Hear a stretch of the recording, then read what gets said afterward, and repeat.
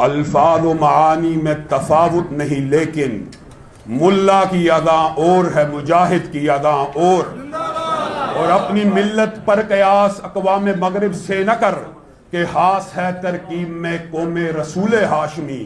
उनके मजहब का है रंगो नस्ल पर इन्हिसार और कुव्वत मजहब से है मुस्तहकम जमीयत तेरी। मुअज़्ज़ज़ सामीन ग्रामी कदर, और मैं अपने प्रेस के साथियों से चंद बातें ये करना चाहता हूं कि जमीयत अहले हदीस पाकिस्तान को बहाल करना क्यों जरूरी था। आपने मजहबी जमातों की या सियासी जमातों की तारीख के अंदर कभी ये मंजर नहीं देखा होगा कि एक जमात जो पॉपुलैरिटी के अरूज के किनारों को छू रही हो। 1987 में अल्लामा शहीद के दौर को देखने वाले भी सहाफ़ी मौजूद है और रफ़ाकार मौजूद हैं। एक जमात अरूज पे हो, पूरी पॉपुलैरिटी पे हो, उसको ख़त्म कर दिया जाए और ख़त्म करके किसी दूसरी जमात को इख्तियार किया जाए, किसी दूसरी जमात के अंदर शमूलियत कर ली जाए। वो बानी जमीयत जो जमीयत अहले हदीस पाकिस्तान के बानी थे, उन्होंने जमीयत अहले हदीस को अपने खून से सेंचा। जिस वक्त कुर्बानी दे दी उस वक्त उनकी जमीयत को वाइंड अप कर दिया गया, रोल बैक कर दिया गया, लपेट दिया गया। आज पाकिस्तान के अहले हदीसों के लिए एक बहुत बड़ी खुशखबरी भी है बिलखसूस और अहले इस्लाम के लिए बिलअमूम कि वो जमीयत जो अल्लामा शहीद की वफात के बाद रोल बैक कर दी गई, आज अल्लाह के फजलो करम से मैं अपने रुफाका की मौजूदगी के अंदर आपके सामने अमीर मोहतरम शरीफ चंगवानी साहब ने, ये मेरे जवान जज्बों का तारिक यज़दानी, वो मेरा साथी दलेर नौजवान जाकिरुर रहमान सिद्दीकी, उलमा की एक बड़ी तादाद, अमीन मोहम्मदी साहब, याह्या आरफी साहब, हावर रशीद भट्ट साहब, कारी अबू बकर सिद्दीकी साहब, सैकड़ों हजारों उलमा की मौजूदगी के अंदर अल्लाह के फजलो करम से उस जमीयत अहले हदीस पाकिस्तान को बहाल कर दिया गया, जिसको चंद लोगों ने अपने मफादात के लिए लपेट कर कोने पे लगा दिया था।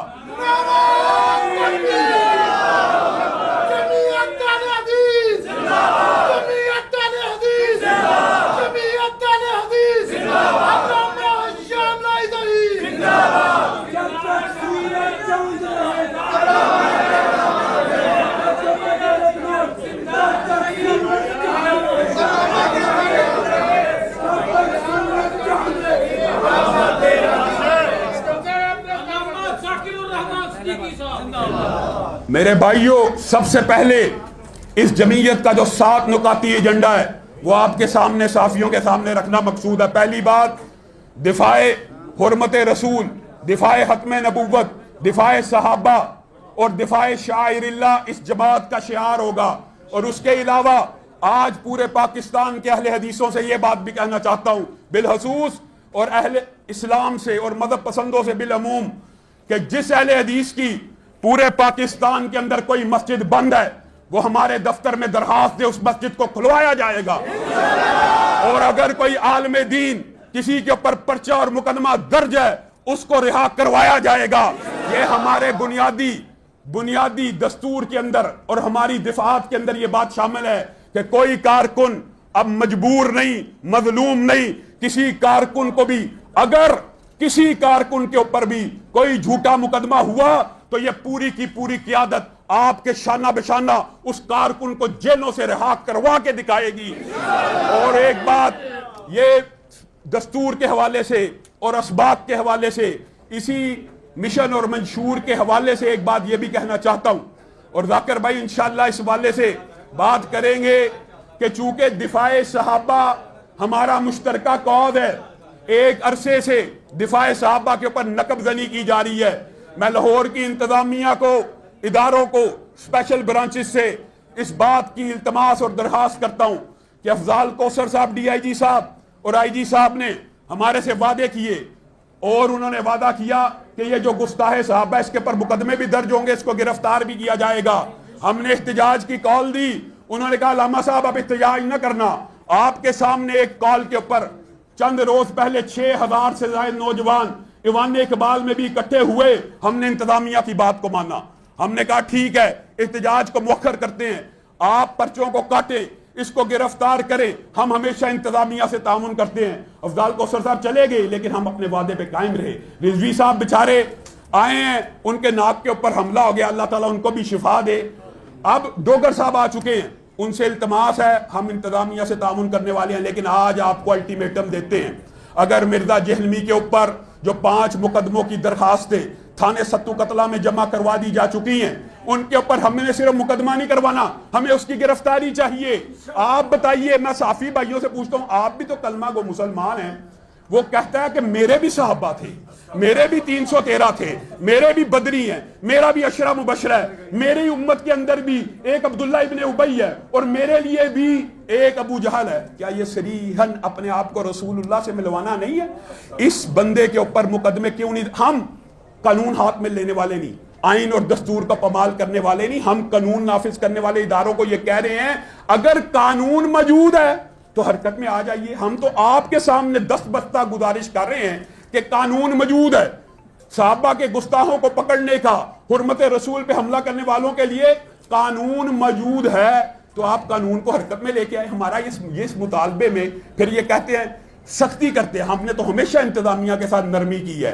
अगर आपने ये मुकदमे नहीं काटे तो फिर हम जुम्मे के दिन इस बात का ऐलान करने पे मजबूर हो जाएंगे कि हमने पुरअमन धरना DIG के दफ्तर के बाहर और SP के दफ्तर के बाहर कब देना है। आज एक खबर की बुनियाद के ऊपर आप देख रहे हैं सैकड़ों नौजवान उलमा और बुजुर्ग यहां पे इकट्ठे हो गए हैं। जिस दिन हमने एहतजाज की कॉल दी तो लाहौर की इंतजामिया अवाम के उमड़ते हुए सैलाब को नहीं रोक सकेगा, इसलिए उनको यह बात कहना चाहते हैं कि आज ही आज मुकदमे दर्ज किए जाएं और उसको गिरफ्तार किया जाए। आखिर में एक बात कह के मैं अपनी बात को खत्म करूंगा, बात तवील नहीं करना चाहता। ये उलमा अंबिया के वारिस हैं। अंबिया, खामोश हो जाए यार शेख साहब, ये उलमा अंबिया के वारिस हैं, अंबिया के वारिस हैं। ये क्या अंबिया के सिर्फ मुसल्ले के वारिस हैं? ये आपको और मुझे किसी ने मुगालता डाल दिया कि उलमा अंबिया के वारिस है, सिर्फ मुसल्ला के वारिस नहीं है। ये सियासत रसूल के भी वारिस हैं, ये मुआशरत रसूल के भी वारिस हैं, ये मुआमलात रसूल के भी वारिस हैं। ये रसूलुल्लाह के सिर्फ मुसल्ले के वारिस नहीं हैं, ये रसूलुल्लाह की रियासत और सियासत के वारिस भी हैं। किसी आलिम दीन को और तालिब इल्म को ये बात जेब नहीं देती कि वो मदरसे के अंदर 5-5 साल 8-8 साल पढ़ने के बाद निकले और नारा लगाए नवाज शरीफ जिंदाबाद, और नारा लगाए इमरान खान जिंदाबाद, और नारा लगाए बिलावल भुट्टो जिंदाबाद।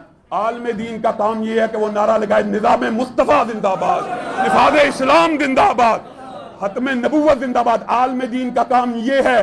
हम इत्तेहाद के कायल हैं, इत्तेहादी सियासत के भी कायल हैं, लेकिन हम नौकरी के कायल नहीं हैं और चाकरी के कायल नहीं है।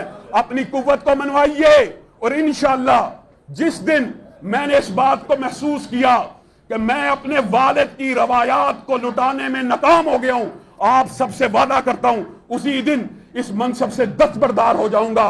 कुर्सियों से चिपकना, दीमक की तरह कुर्सियों को खाना, यह हमें न विरसे में मिला न हमें इसकी आदत है।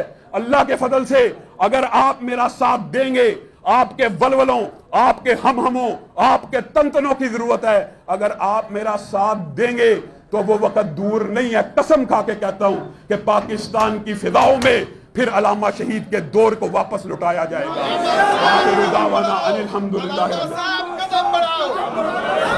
बुनियादी तौर पे 9 मई के हवाले से अल्लाह के फजल करम से सबसे पहले पाकिस्तान में फौज की गैर मशरूत हमायत का ऐलान हमने किया, और हम ये बात समझते हैं कि जो हमला बलवाइयों और फसादियों ने किया, ना सिर्फ उनको करार वाकई सजा दी जाए, बल्कि उनसे जो माली नुकसान हुआ तखमीना लगाकर उनकी जायदादों को फरोख्त करके कुर्क करके वो हुकूमती इदारों का, फौजी इदारों का और इमलाक का जो नुकसान हुआ उनसे पूरा किया जाए। लेकिन ज़िमनी तौर पे एक बात मैं ये कहना चाहता हूँ कि इस हवाले से आपने एक देखा है कि राह चलते लोगों को भी जो कैमरे में आए उनको पकड़ लिया, तो जो साथी बेगुनाह हैं उनको छोड़ दिया जाए जिनका उस जमात के साथ या बलवाइयों और फसादियों के साथ कोई ताल्लुक नहीं था। बुनियादी तौर पे हम ये समझते हैं कि किसी भी सियासी जमात के ऊपर पाबंदी को लगाना ये आर्जी हल होता है। हाँ, इन बलवाइयों और फसादियों को करार वाकई और इबरतनाक सजा, वो तो कुरान पाक में आपको पता है आयत मुहारबा भी मौजूद है।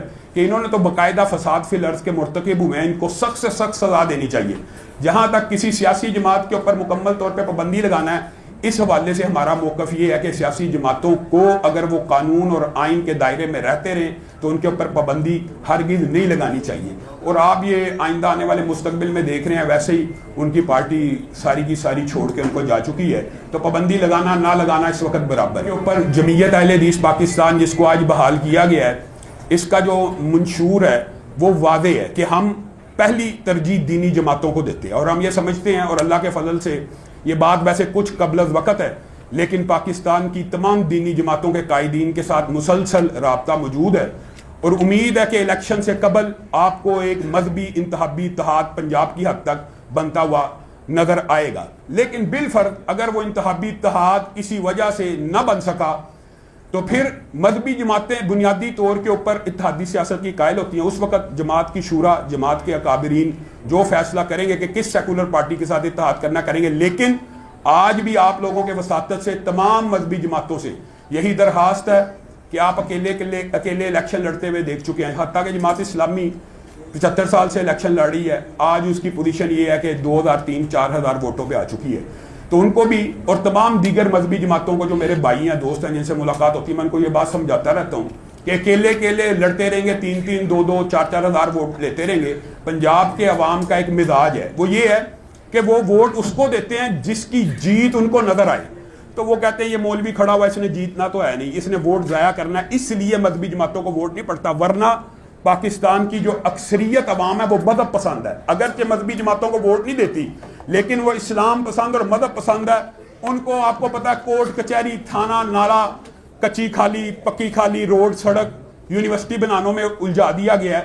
पाकिस्तान बनाने का मकसद भी दीन इस्लाम का निफाज था, वगरना अगर हमने कॉलेजेस, यूनिवर्सिटियां, अस्पताल ही बनाने थे तो इंडिया हमारे से जीत चुका है, वो जंग गोया हम हार चुके हैं। लेकिन चूंकि पाकिस्तान बनाने का मकसद पाकिस्तान में इस्लाम के निज़ाम को नाफिज करना था, जिस दिन हम इस नुक्ता नज़र पे वापस आ जाएंगे, इंशाल्लाह मुआशरत भी ठीक हो जाएगी और मुल्क की मईशत भी ठीक हो जाएगी। ये भी मैं आपको गारंटी से कहता हूँ। आपने हर निज़ाम आजमा लिया, एक दफ़ा अल्लाह का निज़ाम और रसूलुल्लाह का निज़ाम आजमा के देख लीजिए, दीन के तलबा को मुल्क की मईशत सौंप दीजिए। अगर आप तजर्बा ही करना चाहते हैं, इतने साल कर लिया, सिर्फ 3 बरस के अंदर अंदर आपको मुल्क की मईशत भी दुरुस्त होती नजर आ जाएगी। आप अफगानिस्तान में इसका मुशाहिदा कर चुके। पाकिस्तान का मतलब क्या?